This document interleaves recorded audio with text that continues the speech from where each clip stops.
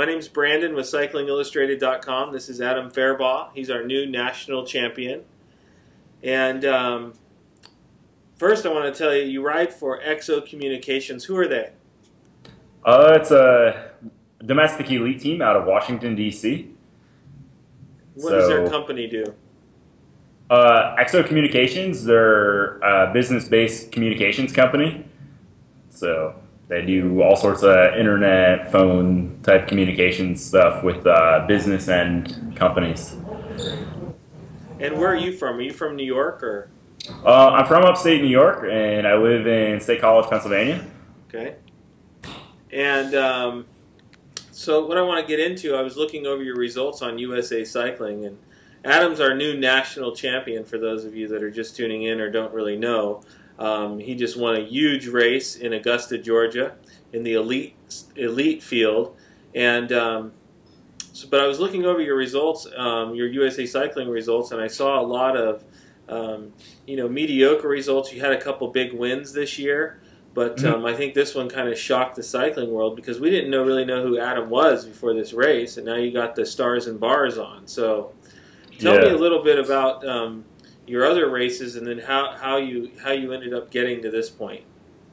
Yeah, I had a few wins earlier in the season, a lot of top results, and then been racing a lot of big races, the NCC and NRC, a few big stage races, and then UCI race through to Beauce. So it's hard getting up there in those races. So the results weren't quite there, but results in those races, top 15s, top 20s, so those were solid.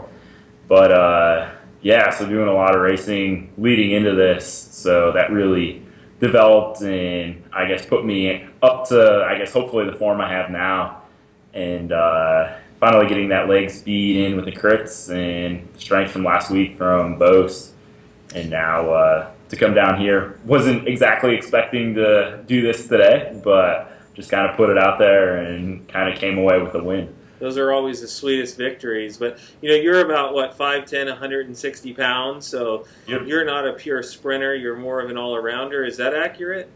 Yep, that's pretty dead on. Just a strong rider.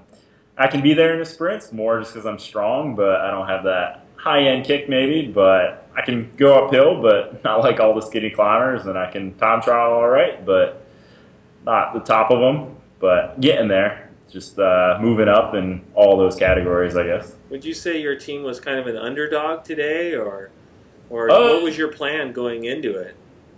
Yeah, we were definitely, knowing Elbows and Cash Call, both having strong riders and a good team and fast finishers.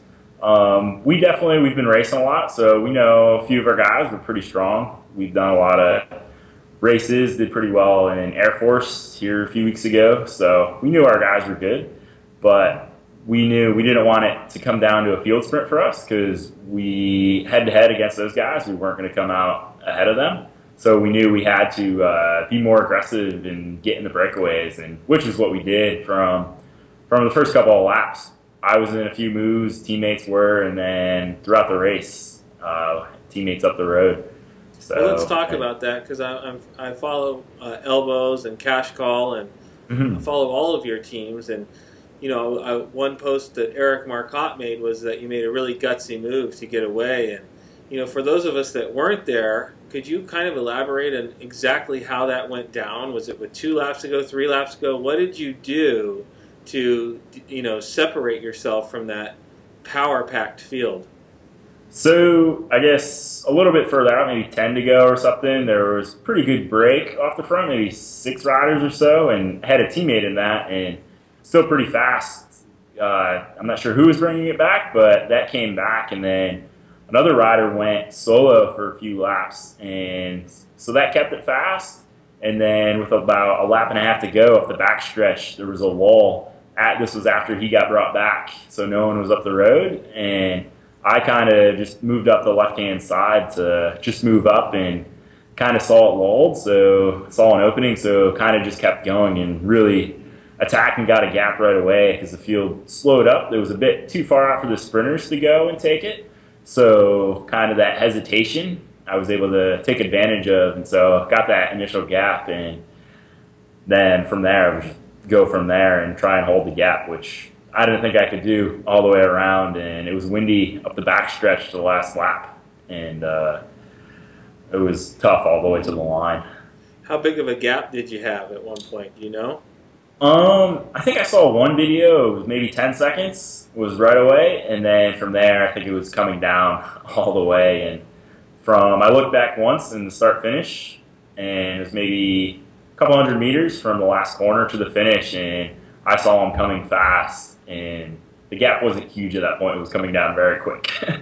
Well, if they didn't know who you were before this race, they know now. You'll be a marked man in future races for sure. Yeah, probably. I've actually the other races I have won and have been second or third. I've pretty much won in the same way, attack a K or two out. So becoming a good move to play, but yeah, that's great. Well, we're all really proud of you. You know, as you representing and being our national champion, and you taking time, you know, to do this interview. We always like to talk to you and find out exactly how it went down out there because people are really interested in this around the country. So, yeah, I appreciate you taking the time. Tell me, how old are you? I'm 23. So 23. Yep, first year, not under 23 anymore. What are your big goals in this sport?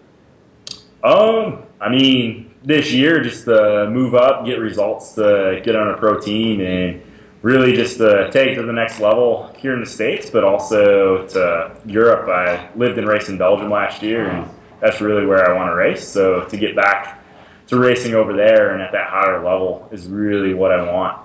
So now, did EXO have a U23 team that you were on, or did you race a U23 team? No, EXO Communications, presented by Cisco, is just the domestic elite team. I'm one of there are some younger riders, but not so much doing the calendar we're doing. We have a lot of older experienced riders, and then just me, one of the younger riders coming up. So, and then there's more of a Cat 2 Devo team with EXO. So, what do you expect to do tomorrow in that road race now that you're going to be out there in your stars and bars? What are you feeling for tomorrow? What does your team feel like they can accomplish? I think we can do pretty well. I mean, the biggest factor and a big factor today was the heat. I mean, so much the other guys, they're from, I guess, a little bit further south than me, but I'm from PA and then upstate New York, so definitely not used to the heat. And today it was hot, and Sunday is going to be even hotter. And for 100 miles, that's going to be, I guess, even if you're strong, it's just how you deal with the heat. So I think that's going to be the biggest challenge that we have going into it. So not sure exactly how we'll play it yet, but yeah, definitely for us to be there, be in the right moves, and coming to the finish, hopefully we can have as many of us as possible and be up there in the results, and hopefully going again for another Stars and Stripes jersey.